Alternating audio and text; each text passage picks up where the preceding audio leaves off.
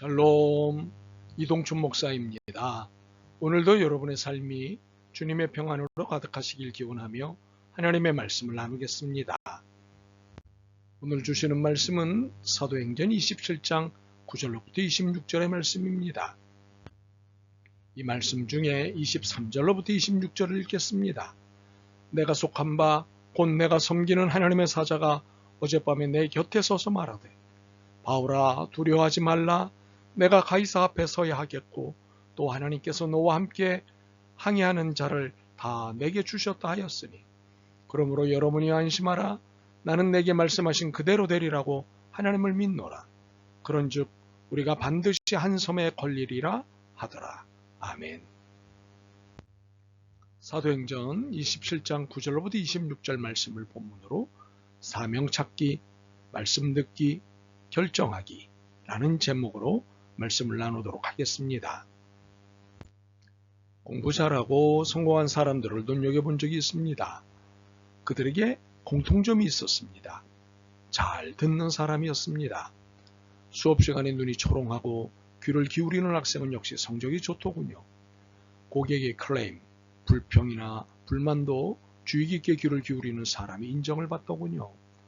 화목한 집을 보면 가족 간의 경청이 몸에 밴 집이었습니다. 북미 인디언인 이로코이족의 회의하는 모습은 특별했습니다. 우선 원어로 둘러앉습니다. 그리고 대머리 독수리가 정교하게 새겨진 1.5m짜리 지팡이인 토킹 스틱을 사용해서 한 사람씩 이야기합니다. 반드시 지팡이를 가진 사람만 발언할 수 있고 그가 말하는 동안에는 누구도 끼어들 수 없습니다. 발언자는 자신의 뜻을 모든 사람이 정확하게 이해했는지 재차 확인을 하고 난 다음에야 다음 발언자에게 지팡이를 넘겨줍니다. 이렇게 한 사람씩 돌아가며 의견을 말하고 듣는 가운데 놀라운 일이 벌어집니다. 부정적인 감정과 논쟁은 사라지고 창의적인 아이디어가 생각납니다.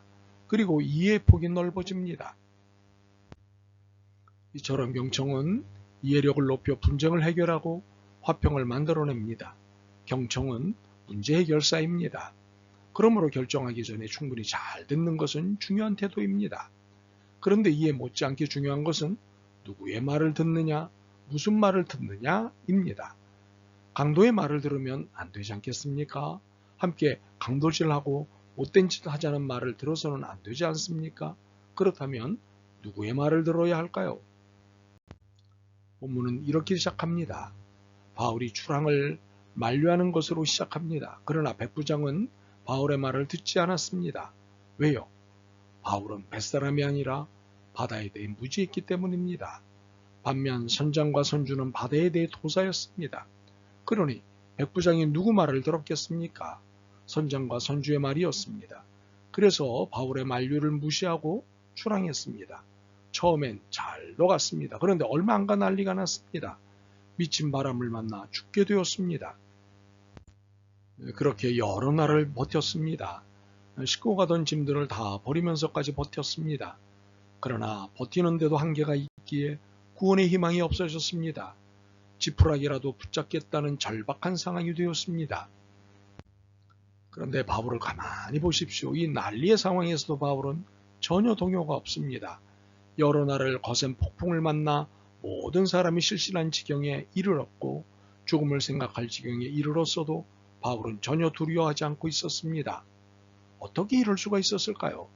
바울은 하나님의 약속을 믿었기 때문입니다. 결코 죽지 하지 않겠다고 하신 약속을 믿었기 때문입니다. 참으로 바울은 자신이 들은 하나님의 말씀을 붙잡고 있었습니다. 물론 지금 처음으로 하나님의 말씀을 붙잡은 것이 아닙니다. 출항하기 전부터 말씀을 붙잡고 있었습니다. 바울은 하나님이 주신 말씀을 처음부터 전했을 뿐이고 그 말씀을 붙잡고 있었을 뿐이고 그런데 사람들이 안 들었을 뿐입니다. 아예 처음부터 말입니다. 사실 하나님의 말씀에 붙잡힌 사람들은 두려움을 넘어선 인생을 살게 됩니다. 바울이 아주 좋은 모델입니다. 바울이 지금 이 배에 왜 타고 있는 줄 알면 제가 드리는 설명을 이해하게 될 것입니다. 바울이 이 배를 타고 있는 이유는 로마로 재판받으러 가기 위해서입니다. 바울은 로마에 복음을 전하고 싶은 마음을 오래전부터 품고 있었습니다. 그러자 드디어 기회가 왔는데 아주 재미있게 왔습니다. 그가 3차 전도 여행 후 예루살렘에서 복음을 전하다가 잡혔습니다. 죄수가 되어 재판을 받는 중에 자신을 암살하려는 정보를 입수하게 됩니다. 그리고 엉터리 재판으로 자신의 문제를 끝내버리려 한다는 정보도 입수하게 됩니다. 그러자 품에 품고 있던 패스포드를 하나 꺼냅니다. 로마 시민권이었습니다. 이 로마 시민권은 오늘날 미국 시민권쯤 되는 위력을 지니고 있습니다. 당시 세계를 지배하는 힘은 로마였습니다.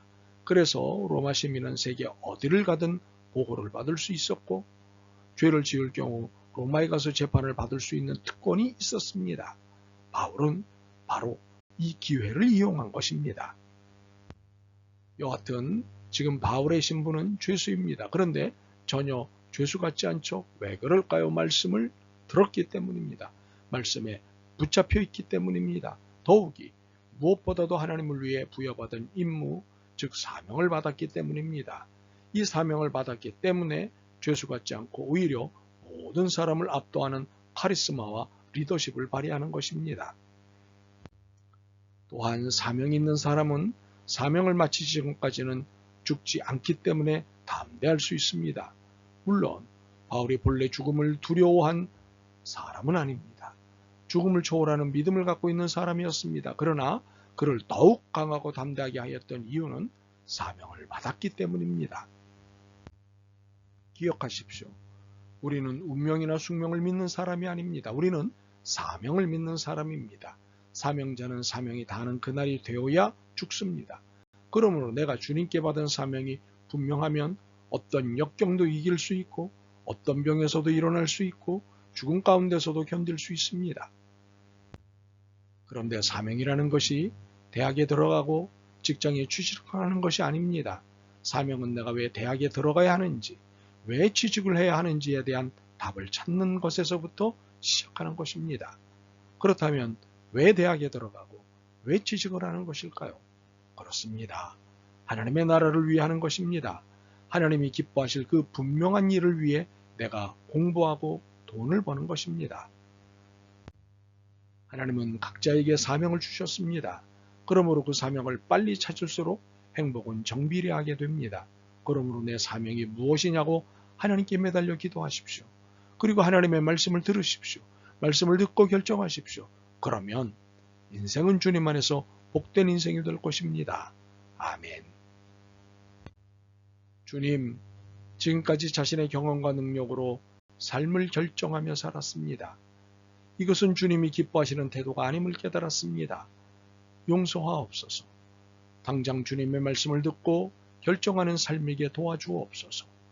예수 그리스도의 이름으로 기도드립니다. 아멘. 오늘도 여러분의 믿음과 삶을 응원합니다. 사랑합니다.